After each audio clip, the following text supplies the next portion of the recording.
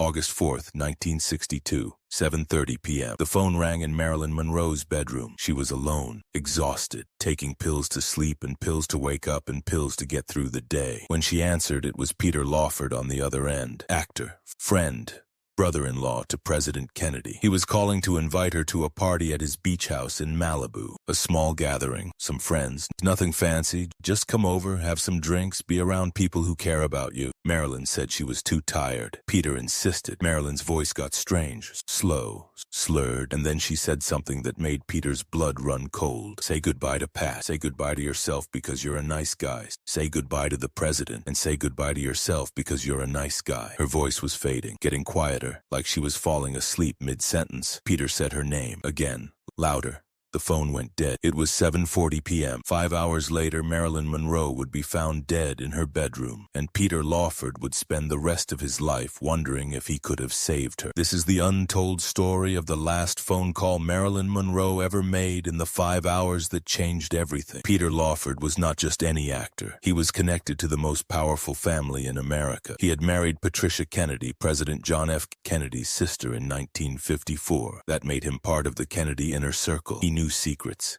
He arranged meetings. He was the bridge between Hollywood and the White House, and he was one of the last people to speak to Marilyn Monroe before she died. But to understand what happened that night, you need to understand what had been happening in the months leading up to August 4th, 1962. Marilyn's relationship with the Kennedy family was complicated and dangerous. She had been involved with President Kennedy. Then, when that relationship cooled, she had grown close to his brother, Attorney General Robert Kennedy. Both relationships were kept secret. Both were incredibly risky, and by the summer of 1962, both had essentially ended. The Kennedy brothers had made a decision. Marilyn was too much of a liability, too unpredictable, too connected to people who might use her connection to the Kennedys for their own purposes. The FBI was watching her. Enemies of the Kennedys were watching her. It was only a matter of time before the whole thing exploded into a scandal that could destroy the presidency. So they cut her off, stopped taking her calls, stopped visiting, stopped everything, and Marilyn was devastated. By August 1962, Marilyn was in bad shape. Really bad shape. She had been fired from her last movie for being unreliable. Her relationships with the Kennedy brothers had ended badly. She was isolated,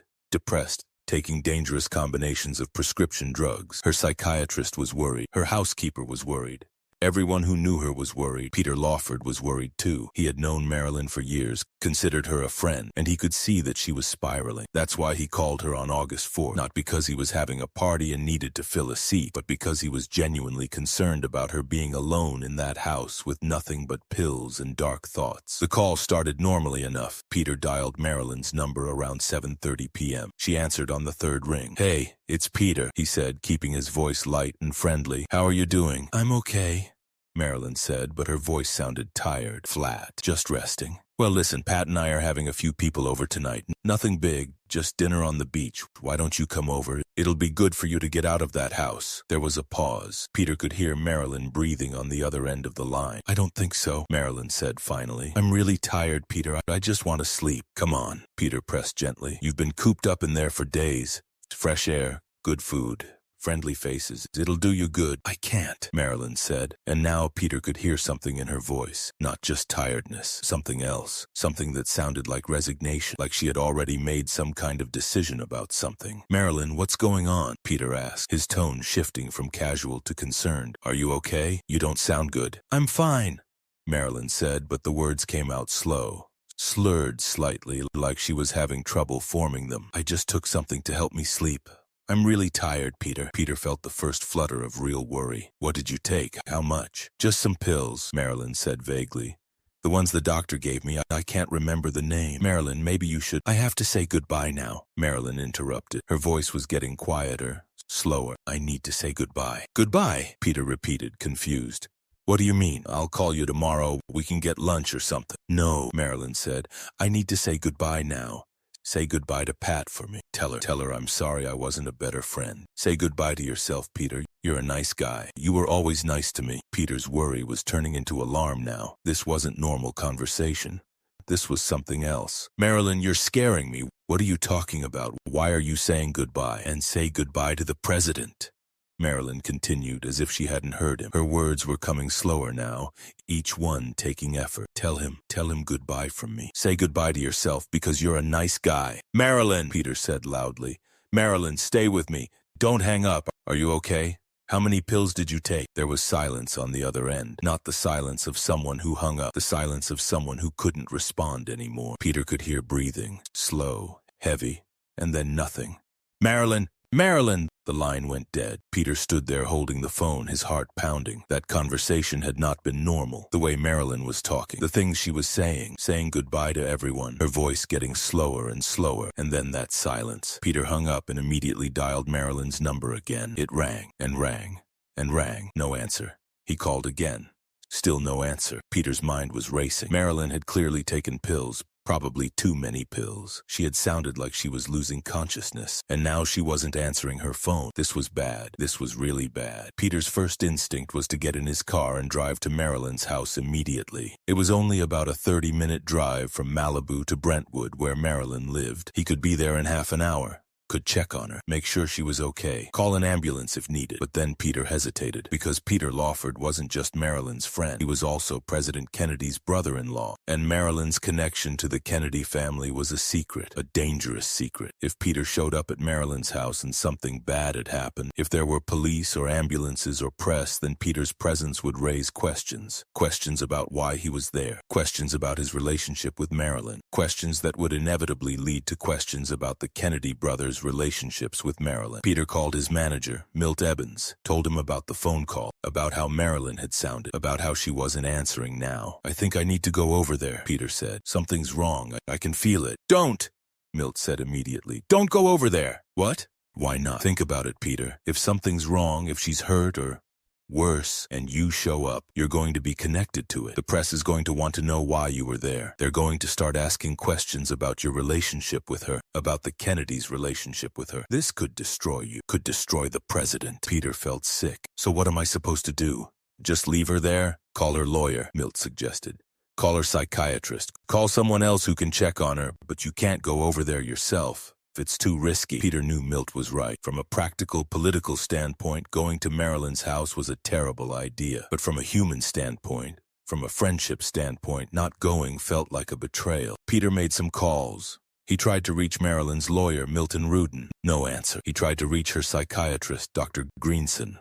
No answer. Everyone he called, nobody picked up. He tried Marilyn's number again. Still no answer. Peter looked at the clock. It was 8:30 p.m. now. An hour since that strange phone call. An hour since Marilyn had said goodbye and then gone silent. Every minute that passed made Peter more anxious, but Milt's words kept echoing in his head. Don't go over there. It's too risky. So Peter didn't go. He stayed at his beach house, tried to enjoy his party, tried to pretend everything was fine, but he kept checking the clock, kept thinking about Marilyn alone in that house, kept wondering if she was okay. At 9 o'clock p.m., Peter tried calling again. No answer. At 10 o'clock p.m., he called again. No answer. At 11 o'clock p.m., he tried one more time. Still no answer. By midnight, Peter was pacing his house. The party was winding down. Guests were leaving. Pat was asking him what was wrong. He told her about the phone call with Marilyn, about how worried he was. Pat was worried too, but she agreed with Milt. Peter going to Marilyn's house would be a disaster if anything was wrong. At 1 o'clock a.m., Peter finally got through to Milton Rudin, Marilyn's lawyer, told him about the phone call, about his concerns. Milton said he would try to reach Marilyn's psychiatrist, and her housekeeper would make sure someone checked on her. Peter waited, watched the clock.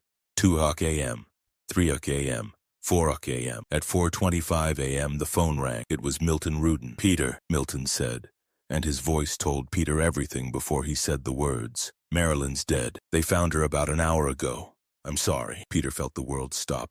Dead. Marilyn was dead, and she had called him, had said goodbye to him, had essentially told him what was about to happen, and he hadn't gone to help her. What happened? Peter asked, though he already knew. Pills, Milton said. Looks like an overdose. They found her in her bedroom. The housekeeper called the police around 4:30 a.m., but they think she'd been dead for several hours by then. Several hours, which meant she had probably died not long after that phone call with Peter, which meant if Peter had gone to her house immediately, if he had ignored Milt's advice and his own concerns about scandal and just driven over there there like his gut told him to. He might have gotten there in time, might have saved her. The guilt hit Peter like a physical weight. He had let political concerns override his friendship, had let fear of scandal prevent him from helping someone who needed help, and now Marilyn was dead. In the days and weeks that followed, Peter Lawford struggled with what had happened. He told the police about the phone call, about how Marilyn had sounded, about her saying goodbye. But he didn't tell them everything, didn't mention the Kennedys by name, didn't explain why he had hesitated to go to her house. The investigation into Marilyn's death was brief and inconclusive. The official ruling was probable suicide, but there were questions, lots of questions. About the timeline, about who knew what when, about why there was a delay in calling the police, about Marilyn's relationships with powerful men who wanted to keep those relationships secret. Peter was questioned extensively, not just by police, but by reporters who smelled something suspicious about Marilyn's death. Peter stuck to a careful story. Yes, he had called Marilyn that evening.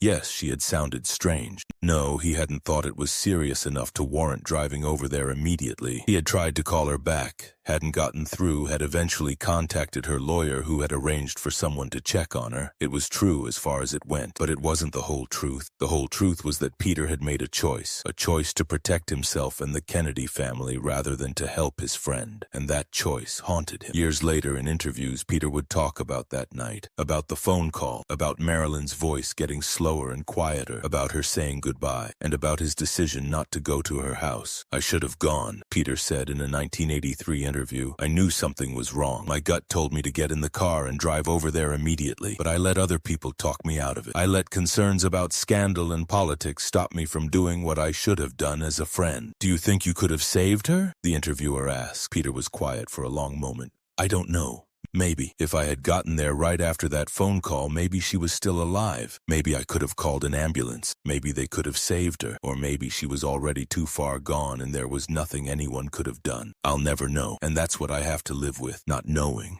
Wondering, asking myself what if. "Do you think she was trying to tell you she was going to kill herself?" the interviewer asked. "I think she was saying goodbye," Peter said. Whether that was because she had decided to kill herself, or because she had taken too many pills by accident and knew she was losing consciousness, or because she was just in a dark place and wanted people to know she loved them, I don't know. But yes, I think on some level she was telling me she was leaving, and I didn't understand, or I didn't want to understand, or I understood but I chose not to act on it. Any of those options makes me feel terrible. Peter Lawford struggled with addiction and depression for most of the rest of his life. Friends and family members said he never really recovered from Marilyn's death, from the guilt of not helping her when he had the chance. His marriage to Patricia Kennedy ended in 1966. Some people said the stress of Marilyn's death and the secrets surrounding it had contributed to the breakdown of the marriage. Peter's career declined. He continued to act, but the roles got smaller, less prestigious. He drank heavily, used drugs, seemed to be trying to numb something that couldn't be numbed. In 1984, Peter Lawford died of cardiac arrest. He was 61 years old. In one of his final interviews, given just months before his death, Peter was asked if he had any regrets in his life. "One big one," Peter said. "August 4th, 1962. That phone call with Marilyn. I should have hung up and driven straight to her house. Nothing else should have mattered. Not politics, not scandal, not protecting the Kennedys, just helping my friend. But I didn't, and she died alone in that house. And I have to live with knowing that maybe, just maybe, I could have prevented it." The story of Peter Lawford's last phone call with Marilyn Monroe matters because it shows us the cost of putting politics before people, of letting concerns about image and scandal prevent us from helping someone in need. Peter wasn't a bad person. He genuinely cared about Marilyn. But when it came down to it, he made a choice that prioritized protection of the powerful over immediate help for someone in danger. It also shows us the complexity of Marilyn's final hours. This wasn't a simple story of a woman taking too many pills. It was a story of someone reaching out for help, of saying goodbye, of giving someone a chance to intervene, and of that person not taking that chance. We'll never know if Peter could have saved Marilyn if he had driven to her house immediately after that phone call. Maybe she was already too far gone. Maybe the pills had already done irreversible damage. Maybe his presence wouldn't have changed anything. Or maybe it would have. Maybe if he had gotten there at 8 o'clock p.m. instead of nobody arriving until after midnight, maybe the timeline would have been different. Maybe she would have survived that uncertainty, that what if. is what Peter lived with for the rest of his life, and it's what makes this story so tragic. Not just Marilyn's death, but the knowledge that someone had a chance to help and didn't take it because they were more concerned about scandal than about saving a life. The other people involved in Marilyn's life that night carry their own guilt. Her housekeeper, Eunice Murray, who found Marilyn's body but waited hours before calling anyone. Her psychiatrist, Dr. Greenson, who had seen her earlier that day but didn't recognize the severity of her condition. Her lawyer, Milton Rudin, who could have sent someone to check on her sooner, but Peter's guilt was perhaps the heaviest because he had spoken to her, had heard her voice, had heard her saying goodbye, and had chosen not to act immediately. In the decades since Marilyn's death, there have been countless theories about what really happened that night. Some people believe it was suicide, some believe it was an accidental overdose, some believe it was something more sinister, involving the Kennedys or the mob or various other conspiracies. But what we know for certain is this. At 7:30 p.m. on August 4th, 1962, Marilyn Monroe was alive and making phone calls. By 4:25 a.m. on August 5th, she was dead. And in those 9 hours, there was a window of time when someone could have helped her, when a phone call or a visit or a check-in might have changed everything. Peter Lawford's last conversation with Marilyn Monroe is a reminder that sometimes the most important thing we can do is show up for people, even when it's inconvenient, even when it's risky, even when other people are telling us not to. Because you never know when that moment of showing up might be the difference between life and death. Marilyn Monroe died alone in her bedroom in Brentwood on August 5th, 1962. She was 36 years old, and the last words she said to Peter Lawford were a goodbye that he didn't fully understand until it was too late. If this story makes you think about the people in your life who might need help, if it makes you want to reach out to someone who's been on your mind, then subscribe to this channel for more stories about the human side of history. Hit that like button if you believe in showing up for people even when it's hard, and tell us in the comments, have you ever regretted not helping someone when you had the chance? What would you have done if you were Peter Lawford that night? Sometimes the most haunting words are the ones we don't understand until it's too late. Say goodbye. Marilyn was telling Peter exactly what was happening, and he didn't go to help her. That's something he had to live with for 22 years, until his own death in 1984. Some guilt never goes away, some regrets never fade, and some phone calls echo forever.